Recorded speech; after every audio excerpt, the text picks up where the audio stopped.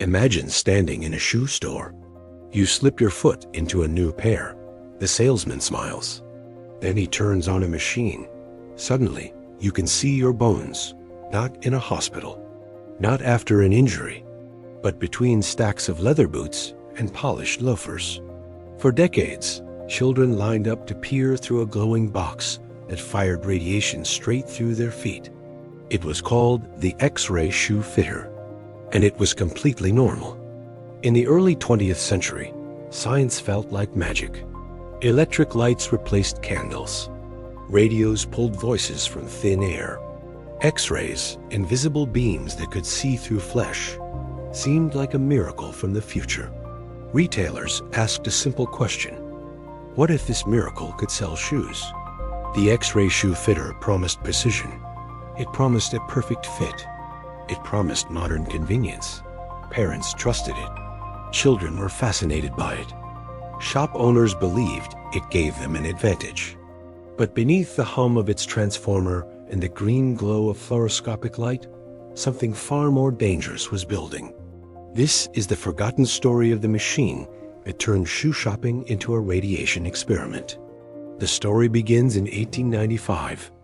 Wilhelm Conrad Röntgen discovers X-rays in Germany.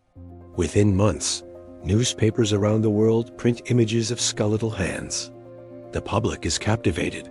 X-rays are not feared. They are celebrated. Doctors adopt them quickly. Inventors begin experimenting. By the early 1900s, X-ray machines appear at carnivals and exhibitions. People pay to see the bones in their hands. There are few regulations. There is little understanding of dosage. Radiation is invisible. Invisible dangers are easy to ignore. In 1920, a Boston physician named Dr. Jacob Lowe patents a device designed to fluoroscope feet inside shoes. His logic seems reasonable. Poorly fitted shoes cause deformities. They cause bunions, collapsed arches, and chronic pain. If X-rays can reveal bone alignment, why not use them to ensure a perfect fit? The device is large. It has a wooden cabinet exterior. It has 3 viewing ports, one for the child, one for the parent, one for the salesperson. Inside, an X-ray tube fires upward through the foot. Above, a fluorescent screen displays a glowing image of toes and bones inside the shoe. It feels futuristic. It feels scientific. It feels authoritative. By the late 1920s, manufacturers refine the design. Cabinets become sleeker. Some models become coin-operated. Brand names like Petascope in the UK and Footoscope in the United States appear. By the 1940s and 1950s, the machines become common fixtures in shoe stores across America, Britain, Canada, Germany, and Australia. An estimated 10,000 units operate in the United States alone. Children call them magic boxes. Parents see them as modern parenting. They believe it is a better way to care for growing feet. Few people ask a critical question: how much radiation is too much? The X-ray shoe fitter does more than measure bones. It changes retail psychology. Before the machine, fitting shoes relies on experience. Salesmen press thumbs against leather. They estimate toe space. They judge fit by feel. The fluoroscope introduces visual authority. Customers can now see proof. They see a glowing image of their toes wiggling inside leather. It reduces doubt. It increases trust. It boosts sales. Children beg to try it. Some stores allow multiple viewings, 3 times per fitting, sometimes more. The radiation exposure varies wildly. Some machines deliver 7 to 14 Röntgens per session. A modern chest X-ray delivers only a fraction of that dose. The operators stand beside the machine all day. Sales clerks often receive higher cumulative exposure than customers. Radiation leaks from poorly shielded cabinets.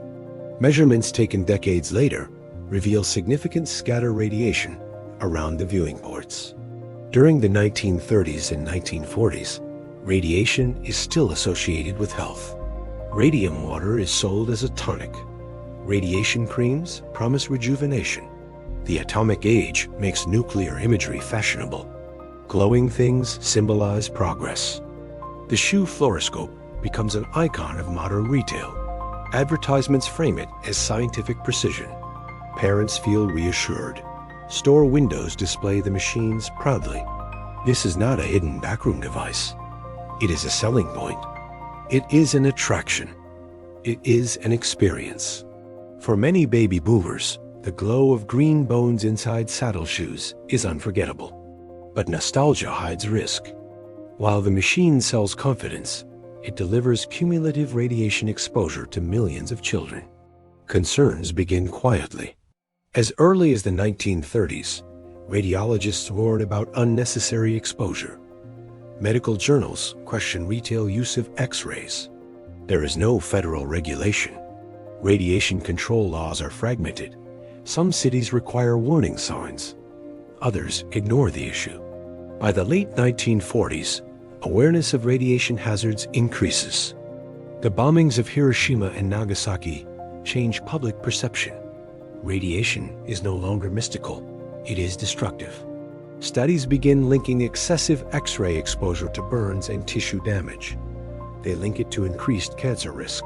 Foot skin reddening is reported. Hair loss on toes is documented. Children are more sensitive to radiation than adults. Their cells divide rapidly. DNA damage carries higher lifetime risk. Most shoe stores lack dosimetry monitoring. There are no badges. There is no tracking. Clerks sometimes rest their hands near the bean path to adjust shoes. Some develop dermatitis. A few lawsuits emerge in the 1950s. Former shoe salesmen claim radiation-induced injuries. Regulators slowly respond. Pennsylvania begins restricting use in 1957. Other states follow. The United Kingdom bans commercial shoe-fitting fluoroscopes in 1959. By the early 1960s, most machines disappear. There is no dramatic recall. There is no nationwide apology. They are simply phased out. Today, surviving units sit in museums. Wooden cabinets. Heavy transformers. Silent. Artifacts of a time when convenience outran caution. The X-ray shoe fitter is not invented with malice. It is born from optimism. It is born from belief in science.